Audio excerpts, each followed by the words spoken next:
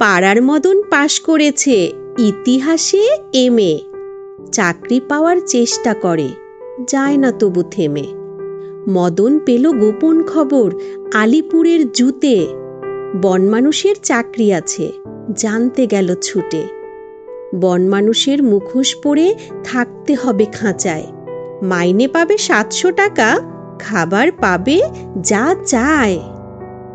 বেকার মদন অনিচ্ছাতেও চাকরিখানা নিল, দর্শকরাও বেজায় খুশি, দারুণ মজা পেল।